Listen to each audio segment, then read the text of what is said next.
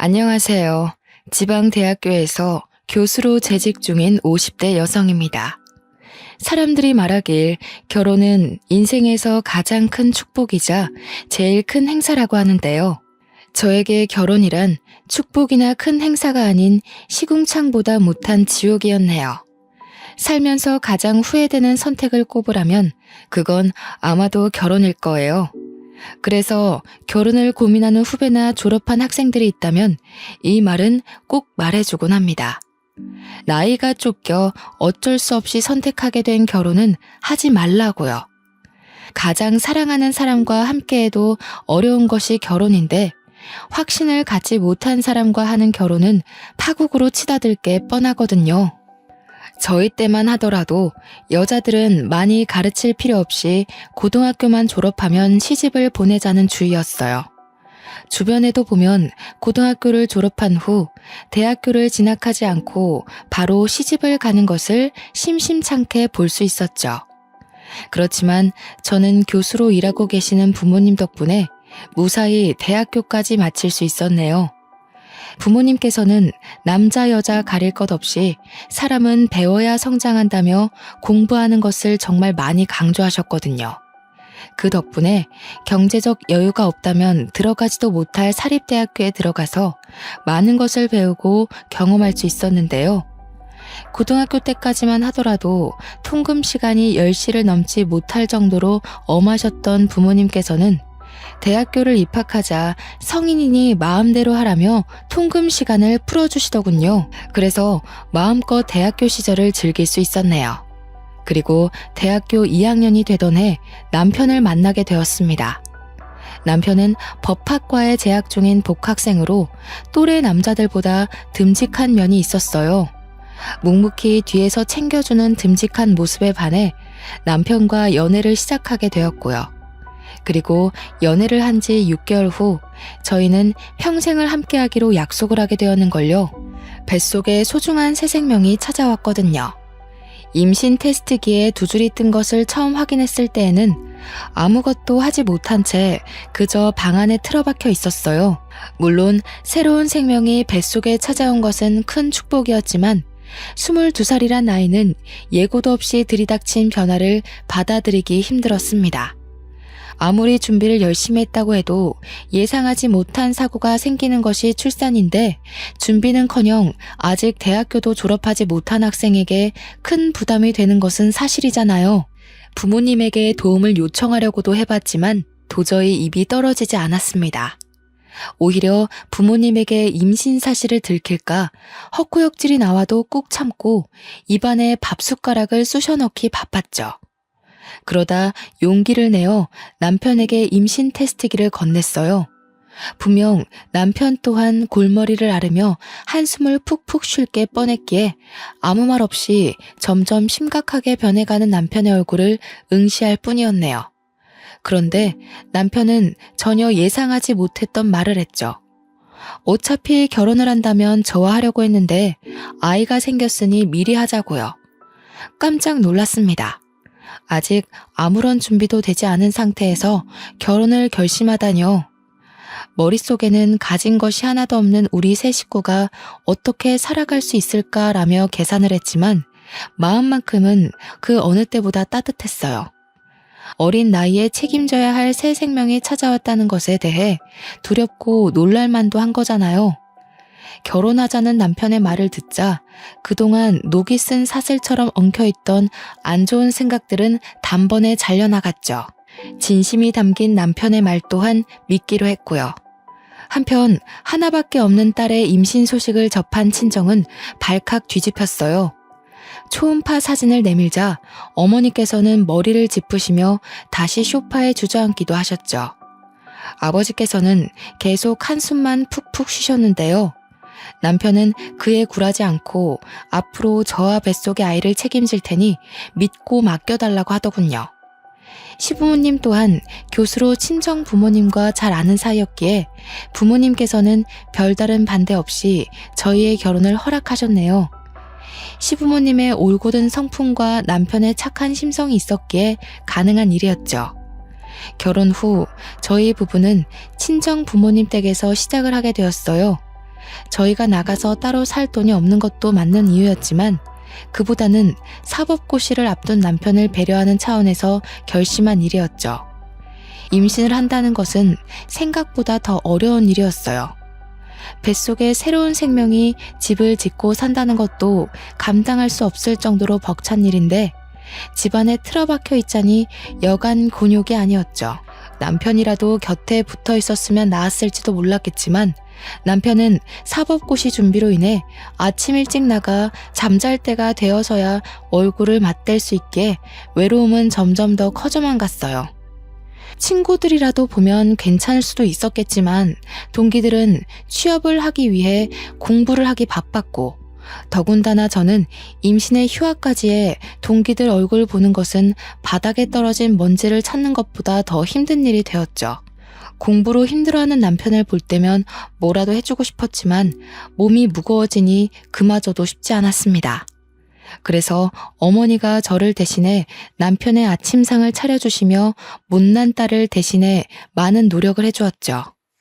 일찍 출근을 하시는 날이면 남편 음식만 따로 차리는 가정부를 불러 남편의 식사를 따로 챙겨줄 정도였으니까요.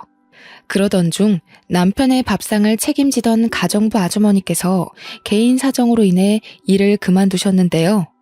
가족의 건강과 관련된 일이라 잡을 수도 없었죠. 어머니께서는 한숨을 푹푹 내쉬셨어요. 음식 솜씨도 야무지고 집안 살림도 자기 집처럼 깔끔하게 하는 사람을 어디서 또 구하냐면서요. 하지만 어머니의 걱정과는 달리 가정부는 빠른 시일 내에 구해졌습니다. 새로운 가정부는 반찬 가게에서 일을 해서 그런지 음식 솜씨가 야무진 덕에 입덧으로 힘들어하는 저의 입맛까지 돋구어줄 반찬들을 덤으로 만들어주기까지 했어요. 한 달이 흐른 뒤였습니다. 우물쭈물 거리던 가정부는 공장 기숙사에서 생활하던 아들이 퇴사를 하면서 갈 곳이 없어졌다면서 쪽방에서 아들과 함께 생활해도 되냐고 묻더군요. 일도 꼼꼼하게 잘하고 친절하게까지 한 가정부이기에 부모님에게 직접 말씀을 드렸어요. 부모님 또한 쪽방에서 같이 지내는 것을 흔쾌히 허락하셨고요. 그날 밤 가정부는 고맙다면서 일하는 시간이 끝났는데도 즐겨 먹던 백설기를 손수 만들어 건네주었어요. 마침 배가 고팠던 차라 가정부가 건네준 뜨끈뜨끈한 백설기를 손으로 찢어 먹었죠. 그런데 안방을 둘러보던 가정부는 백설기를 먹는 모습을 보며 혀를 찼습니다. 아니, 근데 아직 결혼한 지 1년도 안 된 새색시방이 너무 훤해서 어째? 마누라 보고 싶어서 일하던 것도 내팽겨치고 와야 될 때인데 처음부터 부부관계가 이렇게 미적지근해서 어째? 괜히 색심한 고생을 하네. 에휴, 근데 솔직히 나는 색시 남편 처음 볼 때부터 마음에 안 들었어. 사람이 자기 가족 감싸는 푸근한 게 있어야 되는데 생긴 것도 어디 남의 밥 뺏어 먹는 족제비처럼 생겨가지고. 에이, 그이가 얼마나 다정한데요. 지금 시험이 얼마 안 남아서 예민해서 그래요. 이해해야죠. 어디 곱비 풀린 말이 주인 말 잘 듣는 거 봤남? 남자란 자고로 절대 도망 못 가게 곱비를 제대로 당겨야 한다니까.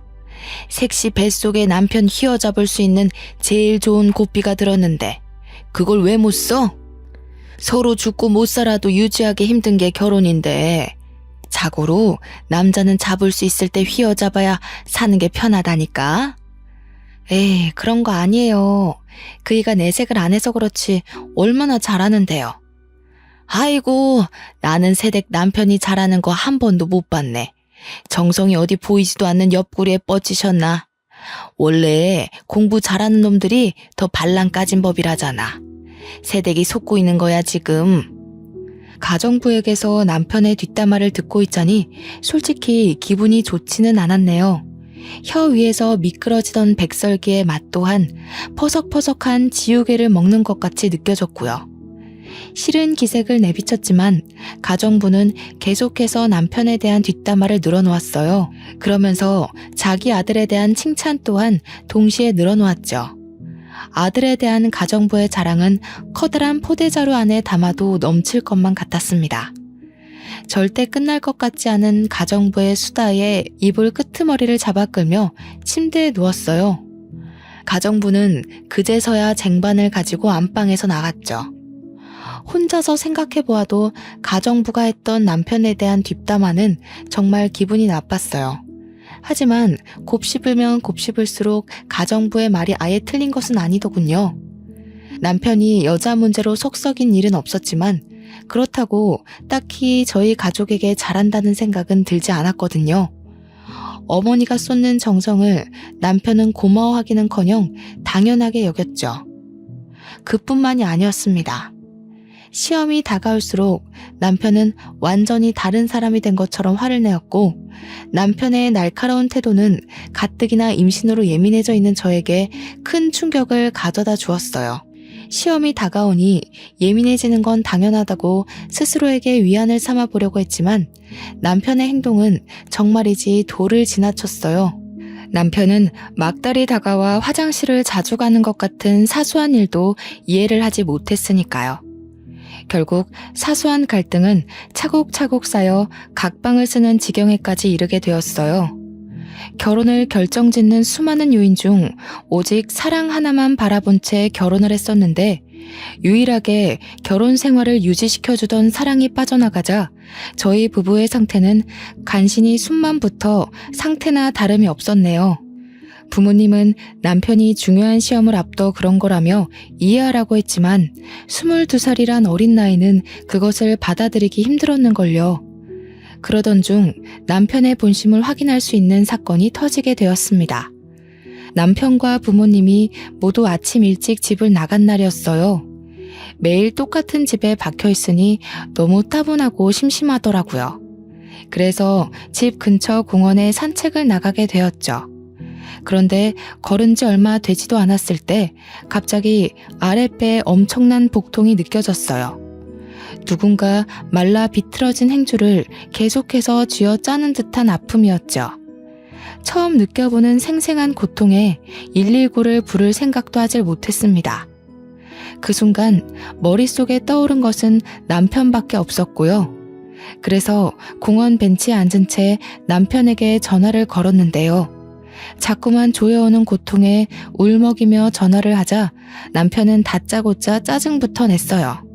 야, 내가 의사냐? 아프면 119에 전화를 해야지 왜 나한테 전화를 하고 난리야. 그러게 배가 남산만 하면 가만히 집에라도 박혀있던가. 뒤룩뒤룩 살찐 거 자랑하고 싶어서 밖에 나간 거냐? 잔말 말고 나 바쁘니까 119 전화해서 응급실 가던 아니면 집에 들어가던 알아서 해. 앞으로 이런 일로 전화하지도 말고. 전화가 뚝 끊기고 잠시의 고통을 잊을 만큼 남편의 언행은 충격적이었습니다. 아무리 무심한 남자라 할지라도 자기 아이를 임신한 상태로 아프다고 하면 신경 쓰는 것이 당연한 거잖아요. 남편의 말이 어찌나 충격적이던지 볼가를 축축하게 적시던 눈물마저 쏙 들어갈 정도였어요. 하지만 이내 아픔은 다시 찾아왔고 어쩔 수 없이 가정부에게 전화를 걸게 되었네요. 가정부는 채 4분도 안 되는 시간 안에 달려왔어요. 옆에는 가정부의 아들이 있었고요. 식은땀을 흘리며 배를 움켜잡고 있자 가정부 아들은 실례하겠다는 말과 함께 저를 번쩍 안아들었습니다. 임신으로 살이 많이 찐 상태로 힘들었을 텐데 가정부의 아들은 힘든 기색 하나 보이지 않았죠. 가정부와 가정부의 아들이 힘써준 덕분에 병원에 늦지 않게 도착할 수 있었는데요. 다행스럽게도 의사는 갑작스러운 움직임으로 배가 뭉쳐서 그런 것일 뿐 유산은 아니니 안심하라고 하더라고요. 그 말을 듣자 팽팽하게 당겨졌던 신경이 풀어지는 것을 느꼈어요. 옆에 있던 가정부 또한 덩달아 안도의 한숨을 내쉬었고요. 아이고 천하의 매정한 놈. 자기 새끼 가진 마누라를 이렇게 천대하나? 색시, 아무래도 이 결혼 잘못한 것 같아. 지금도 이렇게 천대를 하는데 나중에 색시가 나이 먹어서 아플 때도 제대로 들여다보기나 하겠어? 애 생각해서 참고 산다 생각하지 말고 이참에 이혼해버려. 평생 옆에 두고 속 끓일 바에는 깔끔하게 갈라서는 게 낫지. 가정부의 아들은 툭툭 가정부의 팔꿈치를 쳤습니다. 그만하라는 뜻이었죠. 무뚝뚝한 얼굴로 작은 것까지 세심하게 배려하는 남자를 보자 그동안 남편이 얼마나 무심했는지 다시 한번 깨닫게 되더군요. 택시에서 내린 후에도 가정부 아들은 계속해서 몸 상태를 걱정하며 자신의 등에 어필하고 했어요. 가정부 아들의 등은 참 넓고 따뜻했는데요. 가정부 아들에게 감사한 마음을 느끼는 한편 남편이 원망스럽기도 했네요. 결혼을 한다면 다른 남자가 아닌 남편이 업어줄 거라고 생각했거든요. 가정부에게 자초지종을 들은 부모님께서는 화들짝 놀라시며 평소보다 이른 시간에 퇴근을 하고 집에 돌아오셨어요. 집안에 있던 온 식구들은 한데 모여 몸 상태를 걱정해 주었습니다. 남편 한 사람만 빼고 말이에요. 남편은 자정이 넘는 늦은 시간이 되어서야 집에 들어왔는데요. 몸 상태를 걱정해주기는커녕 다짜고짜 아이가 태어나면 유전자 검사를 하자고 말하더군요. 황당했습니다. 갑자기 유전자 검사라뇨. 그래서 왜 그런 거냐고 되묻자 남편은 제 뱃속에 있는 아이가 자기 자식인지 의심스럽다고 했어요. 당신 그게 무슨 말이야? 당신이 애 아빠가 아니면 뱃속에 있는 애 아빠는 누군데? 그러니까 당당하면 검사해보자니까. 어려운 거 아니잖아. 그냥 확인 한 번만 시켜주면 되는 걸. 뭘 그렇게 화를 내? 유전자 검사에서 내 자식인 거 나오면 아무 문제 없잖아. 당신 그럼 설마 지금까지 나 의심하고 있었던 거야? 어떻게 그럴 수가 있어? 나한테 남자는 지금까지 당신 하나밖에 없다는 거 세상 사람들이 다 아는데 이제 와서 의심을 한다고? 봐봐. 지금도 찔리는 게 있으니까 아무 말 못하는 거잖아. 순진하게 생긴 얼굴에 속아서 내가 코를 꿰었지. 내 다리 걸고 넘어지고 싶어서 일부러 다른 남자에 임신한 거일 수도 있지. 볼품없는 네 인생에 변호사 남편 만나는 게 쉬운 일은 아닐 테니까. 진짜 변호사 남편이 가지고 싶었으면 아직 사법고시도 못 치른 당신이랑 사귀는 게 아니라 죽이 되든 밥이 되든 변호사들이랑 맞선을 받겠지. 뱃속에 아기까지 책임지겠다고 큰 소리 뻥뻥 칠 때는 언제고 갑자기 이러는 이유가 도대체 뭔데?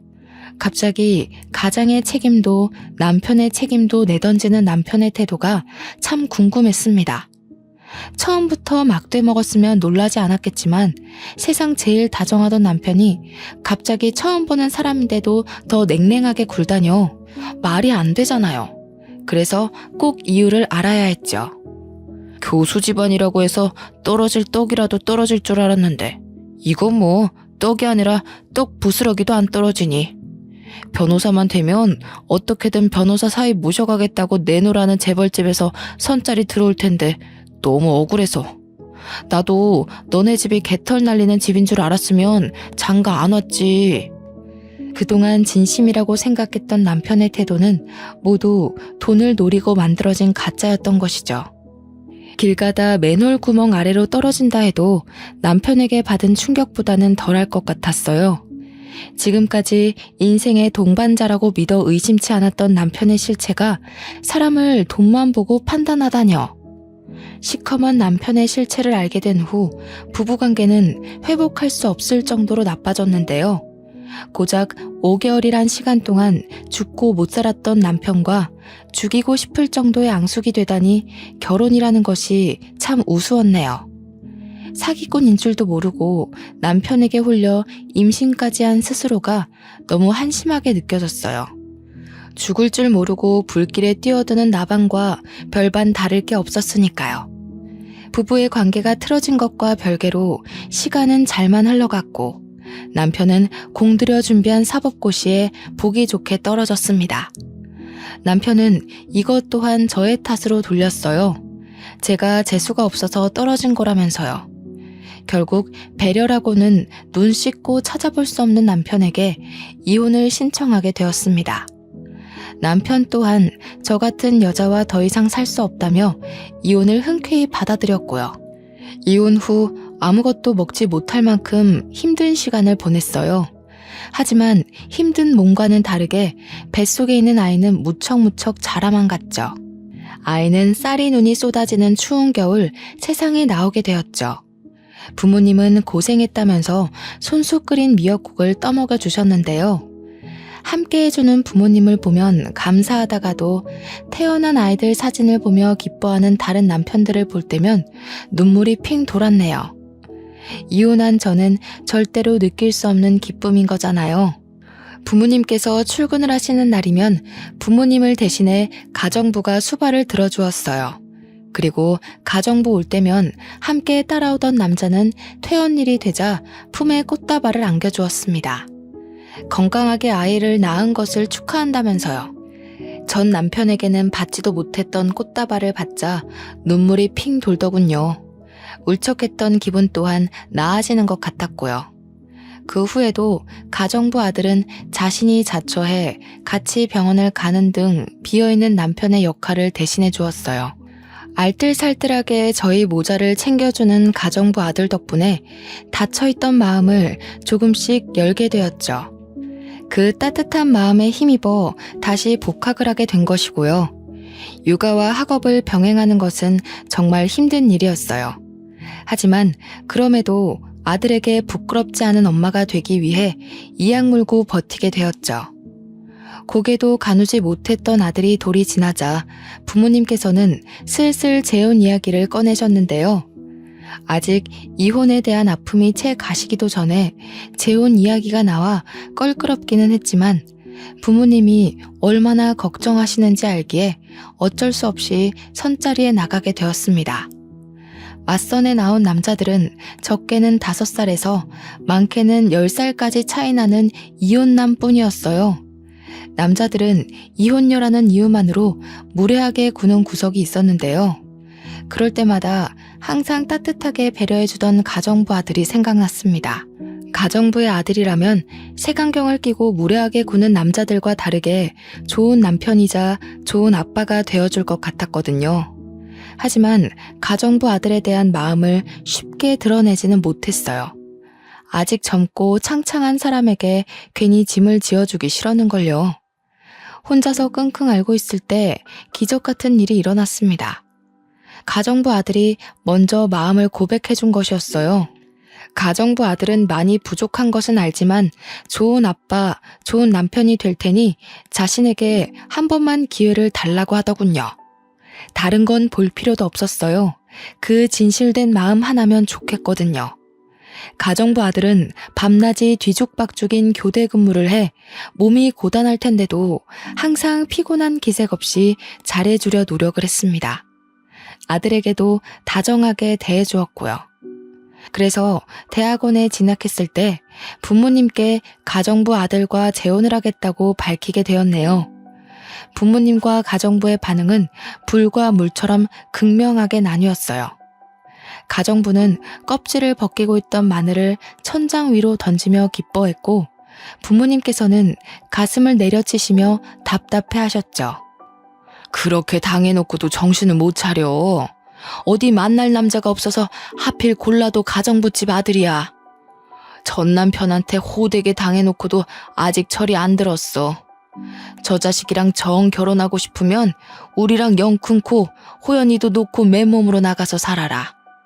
듣자 하니 기분이 썩 좋지는 않네요. 사장님께서는 얼마나 자식 농사를 잘 지으셨길래 저희 아들한테 타박을 하시는 거예요? 제가 아무리 남의 집에서 식모살이 하면서 힘들게 산다고 해도 우리 아들 애 딸린 이혼녀한테 시집 보낼 만큼 머리 빈 짓은 안 하거든요.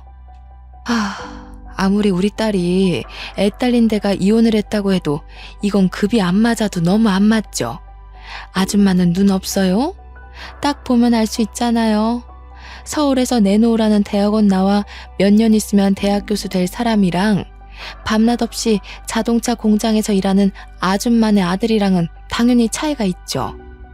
앓는 소리 하면서 하도 봐달라고 해서 아들까지 집에 들어오게 해줬더니 아줌마는 도대체 아들 단속을 어떻게 한 거예요? 얼마나 우리를 물러봤으면 주제 파악도 못하고 주인집 딸한테 찍적거리냐고요. 됐어. 당신은 상대도 하지 마. 경우 없는 집안이랑 엮이는 건 한 번이면 족하지. 일할 가정부는 많아. 쫓아내고 다시 들이면 그만이야. 아이고, 누가 겁낸 줄 알고? 나도 우리 아들 천대하는 이런 집구석에서는 일 못하지. 나가도 내 발로 나갈 거니까 털끝 하나 건드리지 마요. 참나, 자기들은 얼마나 잘났길래 남의 집 살이 좀 한다고 무시나 해대고. 마음씨를 그렇게 거지같이 쓰니까 딸도 이상한 사람이랑 엮여서 이혼녀 딱지나 이마에 떡하니 붙이고 있는 거 아니에요. 양가 부모님의 반대로 결국 결혼은 무산되었어요. 그뿐만이 아니었습니다. 3년 넘게 저희 집에서 일하시던 가정부는 큰 모욕에 감정이 상한 듯 다짜고짜 쪽방으로 달려가 짐을 챙기기 시작했어요. 아버지께서는 몇십 년 전 끊었던 담배를 다시 피우셨고요. 또 한 번 부모님께 실망을 안겨드렸다는 죄책감과 그럼에도 사랑하는 사람과 다시 한번 살아보고 싶다는 마음이 충돌하여 머릿속은 복잡해졌네요. 어머니께서는 차라리 없는 자식 칠 테니 나가서 살라며 집에서 내쫓으려고까지 했는데요. 그때 다시 한번 느끼게 되었습니다. 부모님께서 아무리 반대한다고 해도 가정부 아들과 가정을 꾸리고 싶다고요. 그래서 부모님께서 정반대하신다면 부모 자식 간의 인연을 끊은 채 밖에서 살림을 차릴 생각까지 했네요. 정말 불효녀 같은 짓이었죠. 하지만 작은 변명을 하나 하자면 인생에서 다시는 없을 기회 같았어요. 가정부 아들을 놓친다면 평생을 혼자 살 것만 같았죠. 그런데 부모님의 반대는 의외의 곳에서 해결이 되었습니다. 바로 아들이었어요. 어른들이 난리를 피우는 사이 아들은 가정부 아들에게 달려가 아빠라고 부르며 안겼거든요. 자식 이기는 부모 없다고 아들이 아빠라 말하며 따르는 것을 보자 결국 저희의 결혼을 허락하셨는걸요. 남편은 돌아가신 시아버지가 남겨놓은 빚 때문에 저는 대학원을 졸업한 지 얼마 되지 않았기 때문에 서로가 돈이 없는 상태였어요.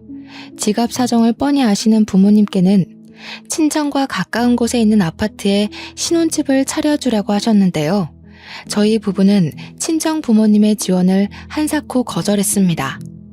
부모님의 가슴에 2번씩이나 상처를 낸 주제에 지원까지 받는다면 너무 염치가 없을 것 같았거든요. 그래서 결혼식도 올리지 않은 채 있는 돈 없는 돈을 탈탈 털어 다 쓰러져가는 구축 빌라에서 신혼생활을 시작하게 되었죠. 집이 워낙 낡은 탓에 쑥꼭지를 돌릴 때면 녹물이 나올 때도 있었고 갑자기 불을 켤 때면 바닥에 있던 바퀴벌레를 발견하기도 했지만 그래도 행복한 신혼생활이었어요. 전과는 비교도 할 수 없을 만큼의 행복감과 안정감을 느껴졌죠. 다른 가족들은 없이 살던 남편이 저를 등쳐먹기 위해 일부러 결혼을 한다며 수군거렸지만 오히려 그 반대였어요. 제가 남편의 등에 올라타 남편이 떠먹여주는 밥을 받아 먹었거든요. 교대 근무로 힘들 텐데도 남편은 논문 발표와 조교 생활로 지친 저를 위해 손수 아침밥을 차려주었습니다. 아침 일찍 일을 나갈 때면 냉장고 앞에는 잊지 말고 밥을 챙겨 먹고 가라는 메모지가 붙어 있었죠. 냉장고 안에는 지난밤 남편이 만든 김밥이 들어 있었고요. 그뿐만이 아니었어요. 서로 경제적 여유가 되자 남편은 그동안 고졸로 살았던 것이 창피했다며 대학교를 가겠다고 말을 했습니다. 아들을 위해서라도 꼭 대학교 졸업장이 필요하다고 하면서요. 그리고 남편은 방송통신대학교에 들어가 열심히 공부를 했네요. 머리가 좋았던 덕에 남편은 우수한 성적으로 방송통신대학교를 졸업할 수 있었는데요. 졸업장을 딴 뒤에는 대기업 생산직 일을 그만두고 돌연 떡볶이 장사를 하겠다고 선언을 하더군요. 의아하긴 했지만 한번 하기로 마음먹은 것은 끝까지 해내는 남편을 믿었기에 남편이 하자는 대로 따를 뿐이었죠. 그런데 문제는 예상치 못한 곳에서 터졌습니다. 남편이 떡볶이 장사를 한다는 것을 들은 시어머니는 다짜고짜 찾아와 문을 열라며 행패를 부리셨어요. 잘 다니던 대기업까지 때려치고 장사를 한다길래 나는 드디어 너가 이혼녀 딱지 떼게 해준 우리 아들한테 근사한 사업체 하나 차려줘서 보답하겠구나 생각했다. 근데 뭐? 학교 앞 떡볶이 장사? 네가 제정신이냐? 어디 귀한 남의 아들한테 떡볶이 장사를 시켜? 그것도 잘 다니던 직장까지 때려치게 만들고 앞길 창창한 총각 등에 이혼녀 딱지 떼고 자식 새끼까지 업히게 했으면 최소한의 양심은 있어야지. 지는 대학원까지 가서 잘난 척 고개 빳빳이 들고 다니면서 어디 남편은 코 흘리게 돈이나 받는 떡볶이 장사를 시킬 수가 있어? 너네 부모도 그러는 거 아니야. 아무리 가정부 아들이라지만 이혼한 지 딸이며 손자까지 걷어줬는데 어떻게 지원 한 번을 안 해줄 수가 있어? 어머니, 그런 게 아니라요. 그이가 하도 떡볶이 장사를 하고 싶다고 하길래. 듣기 싫다. 아무리 내가 너네 집 굳은 일을 했다고 해도 최소한의 예의는 지켜야지. 돈 내주기 싫으면 애라도 낳던가. 신랑 사업하는데 돈도 내주기 싫다. 애도 낳기 싫다. 우리 집 아들이 너랑 네 아들 뒷바라지하는 종이냐? 이런 식으로 할 거면 그냥 깔끔하게 갈라서라. 정말 작정을 하고 오셨는지 어머니는 가방에서 꺼낸 이혼 서류를 바닥에 던지셨어요. 물론 시어머니의 말에 상처를 받기는 했지만 그동안의 일을 뒤돌아보니 정말 제가 너무한 것 같았습니다. 교수가 너무 되고 싶다는 욕심 때문에 남편과의 사이에서 아이도 포기한 채 앞만 보고 달린 거잖아요. 옆에서 남편이 같이 뛰고 있는데도 말이에요. 그래서 잠들기 전 남편에게 슬쩍 물어보았습니다. 아이를 갖고 싶냐고요? 그랬더니 남편은 자신에게 자식은 아들 하나면 된다고 대답을 해주었네요. 그 대답을 들으니 더욱 남편에게 미안해졌습니다. 그래서 고등학생의 과외를 시작해 돈을 모으기 시작했죠. 낮에는 대학원 조교로 밤에는 과외 선생으로 일을 하면서 정말 돈을 차곡차곡 모았어요. 5개월 정도 일을 하다 보니 모아놓은 돈이 제법 묵직했죠. 그 돈을 몽땅 남편에게 넘기며 사업하는 데 보태 쓰라고 하자 남편은 화들짝 놀라며 다시 건네주었어요. 이렇게 큰 돈을 받을 수 없다면서요. 하지만 남편의 품에 밀어주며 이야기했습니다. 그동안 아낌없이 주었던 사랑을 베풀 기회를 날리지 말라고요. 얼마 후 남편은 떡볶이 가게를 차렸는데요. 아내의 돈을 지켜야 한다는 책임감 때문인지 가장으로서의 무게 때문인지 남편은 정말 열심히 장사를 했어요. 주변에서는 남편을 이상하게 보기도 했습니다. 떡볶이 장사라는 것이 원래 나이가 지긋하신 아주머니들이 하는 것이기에 그럴 수도 있다고 생각했죠. 하지만 논란도 잠시였어요. 주변 가게들 중 제일 청결하고 맛도 좋은 남편의 떡볶이는 금세 입소문을 타서 연마을 학교에 다니는 초등학생까지 남편의 떡볶이를 맛보기 위해 줄을 서는 지경에까지 이르게 되었는걸요. 이렇다 보니 다른 가게들이 다 문을 닫을 동안 남편은 혼자서 돈을 쓸어 담았네요. 식을 줄 모르는 인기에 남편은 곧이어 서울 곳곳에 떡볶이 체인점을 내게 되었고 결국 떡볶이 사장에서 프랜차이즈 대표까지 오르게 되었죠. 남들이 뭐라고 수군거리면 끝까지 노력해 성공을 한 남편을 보니 제가 남편의 아내라는 사실만으로도 가슴이 벅차올랐어요. 이런 남자와 결혼한 것은 인생에서 가장 큰 복이라고 생각하기도 했고요. 경제적으로 풍요로워지자 남편은 제일 먼저 매일 같이 타고 다니는 중고차를 값비싼 외제차로 바꿔주었어요. 낡고 오래된 경차는 위험하다면서요.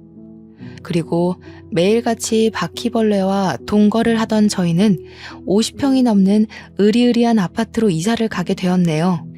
남편을 껄끄럽게 생각하시던 부모님 또한 한결같이 진실된 태도를 유지하는 남편에게 크게 감동하기까지 했고요. 그러던 중 남편의 떡볶이 사업이 해외까지 진출을 하게 되었는데요. 남편은 딱 1년 만에 미국에서 영어 공부에 전념하고 싶다고 하더군요.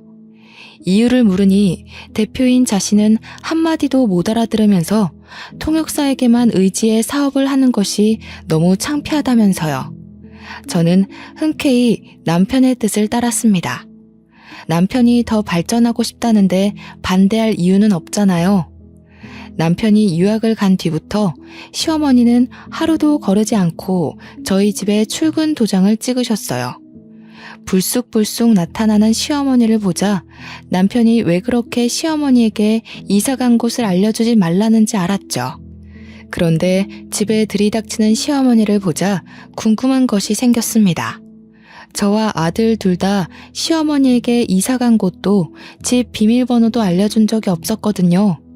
시어머니와 같은 공간에 있는 것만으로도 힘이 들었지만 그것만으로 끝낼 시어머니가 아니었어요. 시어머니는 하루에도 12번씩 별 이유 같지도 않은 트집을 부리시며 저희 모자를 괴롭혔습니다. 때마침 부모님 또한 해외로 나간 상태이고 유일한 방패막이었던 남편 또한 해외로 나간 탓에 고삐 풀린 시어머니를 제지할 사람은 아무도 없었는데요. 시어머니의 구박은 며느리인 저에게만 향하는 것이 아니었어요. 어떻게든 우리 아범 등에 빨대 꽂을 생각만 하고 얼마 전에는 우리 아범한테 차도 받았다지? 이제 보니 뻐꾸기 새끼가 아니라 독품은 독사 새끼가 따로 없구나. 우리 아들한테 남의 지 새끼도 키우게 했으면서 염치도 없이 네가 뭐라고 그 차를 받아? 어머니, 아무리 친손자가 아니라도 그렇지 말씀이 너무 지나치신 거 아닌가요? 아직 20살밖에 안 되네요. 아직 다 자라지도 않은 애 마음에 생채기를 내셔야겠어요. 그리고 그 차는 아범 차가 아니라 제 차예요. 차 바꾼 김에 타고 다니라고 준 거예요. 아이고, 시애미가 군말 없이 가만히 있으니까 앞도 못 보고 다니는 신봉사인 줄 아는 거냐? 아범은 어쩌다가 이런 독사 같은 것한테 홀려서 청춘 바쳐 돈 바쳐가면서 한평생을 날렸는지. 나는 아직도 네 부모가 우리 아들 내팽개치던 것만 생각하면 불화가 치밀어서 잠을 못 잔다. 근데 정작 장본인은 우리 아범이 벌어다 준 돈으로 호의호식하면서 시엠이 몰래 금태두른 둥지로 이사를 가? 우리 아범한테 조금이라도 미안한 마음이 있거든. 당장 네 자식 새끼 데리고 우리 아범 앞에서 사라져라. 너만 없으면 우리 아범 얼마든지 더 좋은 여자로 새 출발할 수 있어. 시어머니는 저희 모자를 파렴치한 도둑 취급을 했습니다. 시어머니는 남편이 애초에 누구 때문에 아까운 청춘을 날렸는지 모르는 눈치였어요. 그래서 지금까지 속으로만 생각하던 말을 쏘아붙인 거고요. 어머니, 말씀은 바로 하셔야죠. 애초에 그이가 좋은 청춘 다 날려가며 대학교 문턱에도 못 가고 잠 못 자가면서 공장에서 일하던 게 누구 때문인데요. 다 어머니가 이 남자 저 남자 만나면서 그이 돈 까먹어서 그런 거잖아요. 아버님이 남긴 집도 두 번째로 결혼한 남자 도박빚 갚아준다고 홀랑 날려먹으셨다면서요. 어머님, 한 번이라도 그이 마음 생각해 보셨어요? 친부 돌아가시고 장례식도 끝나기 전에 다른 남자랑 놀아난 것도 모자라 유일한 유품 같은 집까지 날라갔을 때 그이가 얼마나 참담했을지 생각이나 해보셨냐고요. 이게 아무리 사람이 화가 난다고 해도 할 말이 있고 못할 말이 있는 거다. 어디 못 배워먹은 천한 기집애처럼 수십 년도 더 된 과거를 들먹여? 너 지금 시엠이 약 좀 잡았다고 그걸로 협박이라도 할 셈이냐? 어디 해봐라. 내가 눈 하나 깜빡 하나. 얼굴에 구멍 하나 났다고 어딜 함부로 떠들어? 내가 그 구멍 다시는 허튼 소리 못하게 확 꿰매주랴? 제 입이 구멍이면 어머니 입도 구멍이겠네요. 며느리 앞에서 할 말 못할 말 구별도 못하고 생각나는 대로 내키는 대로 아무 말이나 함부로 하시니까요.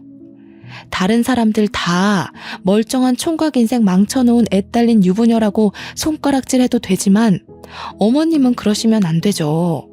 하나밖에 없는 아들, 좋은 시절 젊은 시절 다 날려버리게 만든 사람이 누군데요? 어머님이잖아요. 옛날 생각해서 어머님이랑 어떻게든 잘 지내보려고 노력했지만 이제는 안 그럴 거예요. 하나밖에 없는 소중한 자식 마음 다치게 하면서까지 어머님한테 머리 숙이고 싶지 않으니까요. 걱정이 밀려올 줄 알았지만 그동안 쌓아왔던 모든 것을 털어내서인지 편안하기만 했습니다. 시어머니께서도 이런 성난 모습에 적지 않게 당황하는 것 같았지만 이제 다시는 저와 우리 아들을 함부로 대하지 않겠다는 것에 안심이 되었고요. 시어머니는 곧이어 남편이 올 때까지 한 발자국도 못 움직인다고 했어요. 그래서 바로 남편에게 연락을 남겼죠. 미국은 이미 늦은 시간일 것이 분명한데도 시어머니와 관련된 일 때문인지 바로 연락이 오더군요. 남편에게 연락이 닿자마자 시어머니는 서럽다는 듯이 엉엉 울며 없는 말까지 덧붙여 남편에게 일러 바쳤습니다. 효자 아들이던 남편이 이번에도 자신의 편을 들어줄 거라고 생각하셨던 거죠. 하지만 남편은 단호했는걸요. 가르쳐주지도 않은 집에 쳐들어가 행패를 부른 것은 시어머니라면서 다시는 저와 아들을 괴롭히지 말라고 경고를 날렸거든요. 처음 있는 남편의 단호한 태도에 시어머니는 몹시 놀란 눈치였어요. 남편의 말이 효과가 있었는지 그 후로는 시어머니의 간섭 없는 편안한 나날들을 보내게 되었네요. 남편이 없는 생활은 단순했답니다. 수업이 있는 날은 대학교로 가 강의를 하고 강의가 없는 날에는 밀린 집안일을 하고 논문을 쓰면서 하루하루를 보냈죠. 아무런 문제 없는 평온한 날이 이어지다 보니 비어있는 남편의 옆자리가 참 그립더군요. 아직 1년이 채 안 되었지만 보고 싶으니 빨리 한국으로 돌아오라고 어리광을 부리고 싶을 정도로요. 하지만 그랬다가는 남편이 다시 한국에 돌아올 것을 알기에 혼자서만 꾹 참으며 보고 싶은 마음을 감춰왔네요. 그러던 중 뜻밖에도 시어머니에게서 먼저 연락이 왔습니다. 큰 싸움이 있고 2달 만의 만남이었어요. 집 근처 카페로 가자 시어머니께서는 다짜고짜 이혼 협의서를 내미셨죠. 깜짝 놀라며 이혼 협의서와 시어머니를 번갈아 가면서 보았는데요. 시어머니는 사인부터 하라는 양 서명란을 툭툭 가리키셨어요. 불려우 같은 것이 우리 아들을 어떻게 홀렸는지는 모르겠지만 그만하고 이혼해라. 이 정도 뽑아먹었으면 됐지 뭘 더 바래? 그건 결혼 당사자들끼리 선택할 문제지 어머니가 나서서 재촉하실 일이 아닌 것 같아요. 저희 부부 어머님 뜻대로 이혼할 일 없으니 이건 그냥 쓰레기통에 버리세요. 가방을 챙기는데 시어머니께서는 사진 한 장을 내시셨어요. 깜짝 놀랄 수밖에 없었습니다. 사진 속에는 딸뻘 정도 되어 보이는 젊은 여자와 남편이 와락 안고 있는 모습이 찍혀 있었거든요. 사진을 내민 시어머니께서는 뭐가 그리 기세가 등등한지 팔짱까지 끼며 이혼 서류에 도장을 찍으라는 듯 눈짓을 하시더라고요. 우리 아들 마음 떠난 지 오래인 것 같은데 이래도 이혼을 안 할 셈이냐? 괜히 어줍잖은 행동으로 쉰내 풍기지 말고 빨리 이혼해라. 아범도 아범이지만 마음 떠난 남자 껍데기 붙잡고 살아서 뭐 좋을 게 있겠니? 똑똑한 머리로 잘 생각할 거라 믿는다. 눈앞에 펼쳐진 사실을 믿을 수가 없었어요. 일평생 저만을 바라보던 남편이 갑자기 바람이라뇨. 이 순간 제일 미운 것은 제 자신이었습니다. 아닐 거라고 정말 굳건하게 믿고 있기는 했지만 마음 한구석에는 늙고 다른 남자 애까지 딸린 여자보다는 젊고 예쁜 여자가 좋을 수도 있겠다고 생각했거든요. 그래서 남편에게 직접 전화를 하기로 했어요. 당사자한테 물어보는 게 제일 빠르잖아요. 점점 급해지는 마음과는 다르게 남편은 자꾸만 전화를 받지 않았어요. 남편의 연락 두절에 마음은 점점 불안해지기 시작했죠. 그러던 중 모르는 번호로 전화가 왔는데요. 당연히 남편일 거라고 생각을 하고 전화를 받았습니다. 하지만 전화의 주인은 남편이 아닌 남편의 내연녀이더라고요. 내연녀는 남편이 자신과 새 출발을 할 수 있게 이혼하라고 협박조로 말을 했죠. 만약 남편이 진짜 바람을 피워 상간녀와 만나게 된다면 흥분에 날뛸 거라고 생각했는데 실상은 그게 아니었어요. 화조차 나질 않았네요.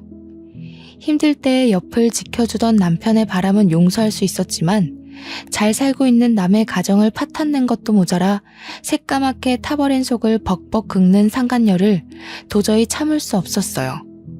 어떻게 해서든 상간녀에게 복수를 하기로 마음먹은 머리는 그 어느 때보다 냉정하게 돌아갔고요. 그래서 제일 유명하다는 이혼 전문 변호사를 찾아갔죠. 그런데 이혼 변호사를 만나는 순간 벼락이 떨어지는 충격이 온 몸을 덮쳐왔네요. 변호사는 바로 전 남편이었거든요.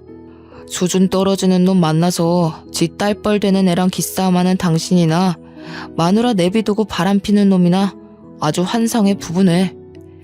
전 남편은 저희 부부 사이를 비웃었는데요. 정말 쥐구멍이라도 있으면 숨고 싶다는 생각이 들었습니다. 가장 숨기고 싶고 창피한 일을 제일 들키고 싶지 않았던 사람에게 들킨 거잖아요. 그런데 놀라기도 전 남편은 이상한 말을 해오더군요. 제가 오기 전 시어머니가 미리 이혼 상담을 받으러 왔다고요. 온몸에 소름이 끼쳤어요. 아무도 모르게 저희 부부를 갈라놓을 궁리를 하고 있던 거잖아요. 상간녀 소송도 폐지된 마당에 너무 힘 빼지 말고 좋게 좋게 가자고. 기껏해야 어린애한테 몇백만 원밖에 못 뜯어낼 텐데 아무리 바람핀 남편이 미워도 그렇지 앞길 창창한 아가씨 인생을 망쳐서 되겠어? 그러지 말고 위자료 두둑하게 받을 수 있게 도와줄 테니까 깔끔하게 이혼해. 담례로 이혼하고 받은 위자료 반만 떼서 준다면 물불 안 가리고 열심히 힘써줄게. 시어머니도 소름이 끼쳤지만 아들에 대한 걱정은 눈꼽만큼도 없이 자기 사리사욕만 채우려는 전 남편을 보자 온몸에 소름이 돋더군요.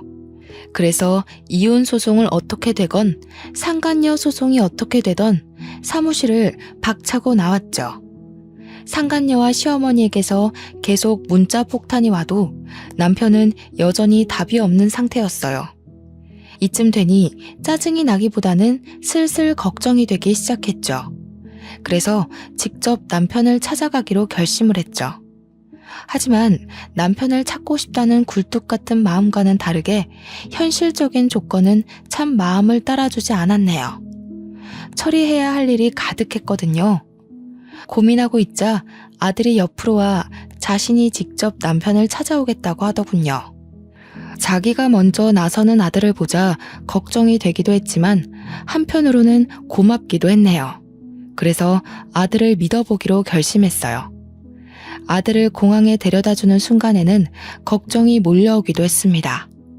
사실이건 거짓이건 불미스러운 일로 아들을 다른 나에게 보내는 것이 마음에 걸렸고요. 남편을 찾기 위해 비행기에 올라탄 아들은 꼬박 3일 동안 연락이 되질 않았는데요. 혼자 떨어져 있는 72시간 동안 안 좋은 생각만 떠오르며 밥 한 술도 제대로 뜨지 못할 만큼 걱정이 많이 되더라고요. 아들은 집을 떠난 지 4일이 되어서야 연락이 왔어요. 남편과 함께 한국으로 간다는 짤막한 답장이었죠. 그렇지만 그 한 줄의 문자를 받는 순간 얼마나 안심이 되었는지 손발에 힘이 탁 풀렸습니다. 남편과 함께 귀국하겠다는 것은 해결책이 보인다는 이야기니까요. 공항에 미리 마중을 나가 있는 동안 머릿속은 참 복잡했어요. 남편을 만나면 상간녀에 대한 말을 먼저 꺼내야 할지 아니면 시어머니가 우리 부부 사이를 갈라놓기 위해 이혼 상담까지 받았던 걸 말해야 할지 고민이 많았거든요. 하지만 공항을 걸어 나오는 남편을 보는 순간 모든 말을 이을 수가 없었네요. 남편의 얼굴을 보는 순간 왈칵 눈물이 쏟아나올 뿐이었으니까요. 오열하는 모습을 보자 남편은 들고 있던 캐리어도 내던지고 한 걸음에 달려와 주었어요. 그리고는 어깨를 와라 끌어안아 주더군요. 남편의 품에서 저는 그저 어린아이처럼 목 놓아 울 뿐이었어요. 그렇게 한참을 울다 남편에게 물었죠. 아들과 저를 버리고 새파랗게 어린 상간녀와 바람 난 것이 맞냐고요. 감정적인 저와 다르게 남편은 차분하게 눈물을 닦아줄 뿐이었어요. 출국을 하는 동안 아들에게 전후 사정을 들은 것이 분명했죠. 남편은 주머니에 있던 핸드폰을 꺼내 사진 한 장을 보내주었는데요. 사진 속에는 시어머니가 말한 상간녀와 남편이 단란하게 모습이 찍혀 있더군요. 깜짝 놀라서 남편은 곧이어 말을 이었습니다. 상간녀는 무슨, 아무리 봐도 어머니가 또 수작을 부린 것 같네. 얘는 미국에서 유학하고 있는 조카 딸이야. 전혀 예상할 수 없었던 대답에 뒤로 넘어가고 말았죠. 알고 보니 남편이 유학길에 오른 곳 근처에는 미국에서 대학교를 다니고 있는 조카 딸이 살고 있었어요. 남편은 조카 딸에게 용돈을 주는 대신 생활비를 주고 있었던 것이고요. 모든 진실을 듣고 나자 언제 울었냐는 듯 두 눈에서는 눈물이 쏙 들어갔습니다. 그리고 조카 손녀까지 팔아먹으며 저희 부부를 이혼시키려고 한 시어머니를 도저히 용서할 수가 없었죠. 아무리 이혼녀 딱지가 붙은 며느리가 싫다고 해도 가까운 가족까지 건드리다뇨. 최소한의 예의를 아는 사람이라면 절대 하지 않을 행동인 거잖아요. 어두운 낯빛을 눈치챘는지 남편은 이 모든 일은 자신이 책임질 테니 아무 걱정하지 말라고 말했습니다. 그 말을 들으니 참 안심이 되더라고요.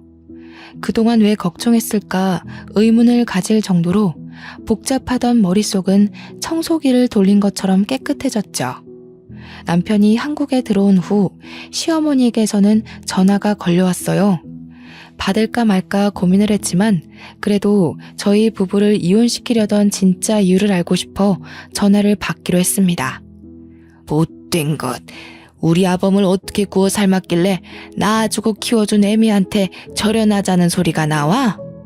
먼저 자작극 벌이면서 잘 살고 있는 저희 부부 이혼시키려고 한 건 어머니시잖아요. 절연하고 사는 것도 어머니가 선택한 일이니 저한테 이러셔도 해드릴 수 있는 게 없어요. 오냐, 이제 보니 네 전남편이랑 너도 모두 한패였던 게구나. 내가 가만히 있을 것 같으냐? 당장 우리 아범한테 네가 전부하고 바람이 났다고 말을 해줘야지. 네? 그게 무슨 말씀이세요? 시치미 떼지 마라. 너야말로 시애미 사다리도 없는 구렁텅이에 빠뜨리려고 전부랑 같이 작당 모의한 게 아니냐. 아이고, 돈에 눈먼 놈인 줄 알았더니 꼬레지도 전 남편이라고 저 몹쓸 것 편을 들었던 게지. 알아들을 수 없는 말 투성이었어요. 이미 인연이 끝난 지 수십 년도 더 된 전 남편 이야기를 꺼내다녀. 그래서 당장 전 남편이 다니는 로펌으로 찾아가 바른 대로 말하라고 난리를 피웠죠. 그랬더니 망연자실에 있던 전 남편은 그제야 숨겨져 있던 진실을 실토하더군요. 사건의 발단은 시어머니가 전 남편을 찾아오면서부터였어요. 시어머니는 전 남편에게 거액의 돈을 쥐어주며 저희 부부를 이혼시킬 계략을 세웠던 것이죠. 이혼시키는 것을 성공할 시 남편 앞으로 되어 있는 땅을 준다고도 했고요. 시어머니는 주변에서 저를 제일 잘 알고 있는 사람 중 자신의 편으로 끌어들일 수 있는 사람은 전 남편밖에 없다고 생각을 한 것 같았죠. 모든 내막을 알게 된 순간 모든 인맥을 동원하여 전 남편에게 벌을 줄까 생각하기도 했어요. 같은 학교에서 유명한 사내 커플이었기에 쓰레기라고 소문을 내는 것쯤은 일도 아니었거든요. 그렇지만 전 남편은 제가 손을 쓰지 않아도 이미 업계에서 파렴치한 짓을 저지른 변호사로 낙인이 찍혀 있더군요. 이후 전 남편은 아무리 몹쓸 놈이어도 자신이 아들의 친부이니 구해달라며 몇 번씩 전화가 왔는데요. 모든 전화를 깔끔하게 무시했네요. 현재도 앞으로도 아들에게 아버지는 현재의 남편 한 명밖에 없으니까요. 이혼 자작극을 벌인 시어머니는 남편이 다달이 지급하던 생활비까지 끊자 그제서야 상황의 심각성을 알게 된 것 같았어요. 하지만 이미 때는 많이 늦은 상태였죠. 그 후 시어머니는 몇 번이나 찾아와 사과를 했는데요. 남편은 단호했어요. 기본적인 생활을 할 수 있을 만큼의 생활비와 자식된 도리만 할 뿐이었거든요. 시어머니는 이전과 같은 사치스러운 생활을 할 수 없다는 것에 큰 절망을 느끼는 것 같았어요. 그렇지만 제가 할 수 있는 것은 없었네요. 모든 것은 자신이 선택한 길이었으니까요. 모든 것을 해결한 후 저희 부부는 각자의 위치에서 열심히 살려고 노력 중이에요. 남편은 잠도 줄여가며 일할 만큼 바쁘게 지내는 와중에도 결혼 기념일을 잊지 않고 꽃다발을 선물해 주었는데요. 힘들 때나 기쁠 때나 한결같이 사랑을 주는 남편이 옆에 있는 것이 얼마나 기쁜지 표현할 방법이 없네요. 아무리 가장 사랑하던 사람이라고 해도 한평생 살다 보면 지겨워지기 마련이라고 하는데요. 저는 다음 생에도 어렵게 돌아가지 않고 처음부터 남편을 만나 도란도란하게 살아가고 싶습니다. 제 인생의 가장 큰 축복은 남편을 만난 것이니까요. 지금까지 제 사연 들어주셔서 감사합니다. 여러분도 좋은 인연 만나서 행복하시길 바랄게요.